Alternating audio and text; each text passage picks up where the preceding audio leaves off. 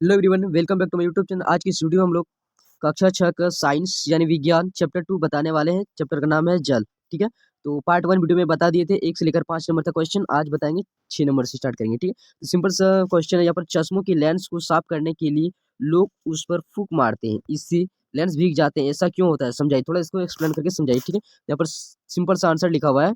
ठीक है, यहाँ पर लिखा हुआ है कि मुंह से निकलने वाली वायु जब मुंह से जब फूंक मारते हैं चश्मा में, तो उसमें से जो वायु निकलता है, वायु लेंसों पर संघनित हो जाता है। उसमें जो वायु निकलता है तो उसमें क्या छोटे छोटे बूंदे निकलती है, पानी यानी हो जाती है, जिससे वे भीग जाते हैं। तो वायु में जल कणिकाएं होती है। जल कणिकाएं का मतलब जो वायु में जल होते हैं, छोटे छोटे बूंदे में जल होते हैं। ठीक है, आगे देखते हैं क्वेश्चन नंबर 7। बोलता है बादल कैसे बनते हैं। तो बादल कैसे बनते हैं, सब सिंपल सा आंसर है। तो पहले इस प्रकार से लिखना है कि वाष्पन का प्रक्रम बादल के निर्माण में एक महत्वपूर्ण भूमिका निभाता है। जैसे जलवाष्प धरती की सतह से ऊपर उड़ती है। जलवाष्प क्या करता है, धरती से ऊपर उड़ती है। यह ठंडी और ठंडी होती जाती है। पर्याप्त ऊंचाई पर हवा बहुत ठंडी हो जाती है। जब जितना ऊंचा जाएगा उतना क्या हो जाता है, ठंडा हो जाता है। ठीक है, ठंडी हो जाती है। यहाँ पर लिखा हुआ है जिससे इनमें मौजूद जलवाष्प संग्रहित होकर जल की छोटी छोटी बूंदों, छोटी छोटी जो बूंदे होती है जलवाष्प में, मतलब में बदल जाती है, जिन्हें जल कणिकाएं कहते हैं। जल कणिकाएं, अब सिंपल से क्वेश्चन पूछ सकता है कि जल कणिकाएं किसे कहते हैं। ठीक है, तो ये याद रखना, ये जल कणिकाएं हवा में तैरती रहती है, जो हमें बादल के रूप में नजर आती है। ठीक है, ये जल कणिकाएं तैरती रहती है तो हम लोग को कौन सा नजर आता है, बादल के रूप में हम लोग का नजर आता है। आगे देखते हैं क्वेश्चन नंबर 8। यहाँ पर 8 नंबर क्वेश्चन है कि एक जल की ठंडी बोतल है। ठीक है, एक ठंडी जल बोतल है, रेफ्रिजरेटर से निकालिए और इसे मेज पर रखिए। कुछ समय पश्चात आप इसके चारों ओर जल की छोटी छोटी बूंदे देखेंगे। क्यों, इसका क्या कारण है, ये क्या रीजन है। तो सबसे सिंपल सा आंसर है, देखो, ठंडी बोतल की ठंडी सतह इसके आसपास की वायु को ठंडी कर देती है, यानी ठंड जो बोतल होता है, जो उसमें पानी भिगा हुआ रहता है। ठीक है, तो उसमें से जो वायु होता है उसमें क्या रहता है, जल कणिकाएं, मतलब ठंडी ठंडी पानी रहता है। ठीक है, पानी रहता है। जब उसको ठंडा कर दिया जाता है, उसको जब ठंडा कर दिया जाता है तो उसको क्या करते हैं, पानी उसमें जम जाता है, यानी संग्रहित हो जाता है उसमें। ठीक है, तो ठंडी बोतल की ठंडी सतह इसके आसपास की वायु को ठंडी कर देती है और जल वाष्प को बोतल की सतह पर संग्रहित हो जाती है।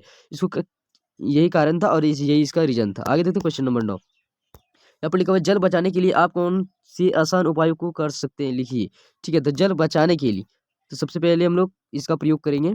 ठीक है, जल जंतुओं का अनिवार्य भाग है। ठीक है, जिसका संरक्षण निम्नलिखित तरीकों से कर सकते हैं। ठीक है, यहाँ पर पॉइंट बनाकर लिख दिए कि भवनों की छत पर एकत्रित जल को जल टैंक में संचित करके एक दूसरी अधिक जल का उपयोग न करके यहाँ पर होगा। ठीक है, करके न करके। तो तीसरा वह है कि घरों द्वारा निकाले पानी को नलकूपों के समीप जल शोषक गड्ढे बनाकर भूमि जल स्तर को बढ़ा सकते हैं। यानी जो घर से पानी निकलता है उसमें थोड़ा गड्ढा कर दीजिए, इस प्रकार से गड्ढा कर दीजिए। ठीक है, गड्ढा करने पर वो जो पानी होता है उसी में रहेगा और उसमें भूमि जल द्वारा की सूख जाएगा, यानी स्तर अंदर चला जाएगा, उससे हम दोबारा पानी का उपयोग कर सकते हैं। ठीक है, आगे देखते हैं क्वेश्चन नंबर 10 और लास्ट क्वेश्चन है कि पानी पीना सबके लिए आवश्यक है, यह हमें क्या लाभ पहुंचाता है। ये हमें क्या लाभ पहुंचे, पानी पीने के लिए सबके लिए तो आवश्यकता है ही, लेकिन हम लोग क्या लाभ पहुंचाता है, इसका कारण रीजन देखिए। सभी सजीव प्राणियों के लिए पानी पीना अनिवार्य है, नहीं पानी पीने से हम लोग मर जाएंगे। ठीक है, क्योंकि भोजन के बिना जीव जंतु कुछ दिन जिंदा रह सकते हैं। भोजन, जब हम लोग भोजन नहीं खा सकते तो कुछ दिन जिंदा रह सकते हैं, परंतु पानी नहीं पीने से क्या 1-2 दिन भी जिंदा नहीं रह पाएंगे। ठीक है, परंतु पानी के बिना नहीं, शरीर के भार का 65% भाग जल जल होता है। जो हम लोग का शरीर होता है वो 65% में जल होता है। ठीक है, और जल ही हमारे जीवन है। ठीक है, उसके थोड़ा यहाँ पर लिख दिया है कि पाचन में सहायक है। जल ही हमारे शरीर में अपशिष्ट पदार्थों को बाहर लाने में सहायक होता है। जो हम लोग का अंदर में होता है वो कौन करता था, जल ही हमारे शरीर में अपशिष्ट पदार्थ है बाहर को लाने में सहायक करता है, कौन, जल। तो आगे देखते हैं, यहाँ पर थोड़ा सा टॉपिक लिखा हुआ है कि यदि आप लोग का पीडीएफ चाहिए तो कमेंट करो, आपको पीडीएफ फ्री में मिल जाएगा। Thanks for video watching. Video को अच्छा लगा तो चैनल को सब्सक्राइब जरूर करें। थैंक्स, धन्यवाद।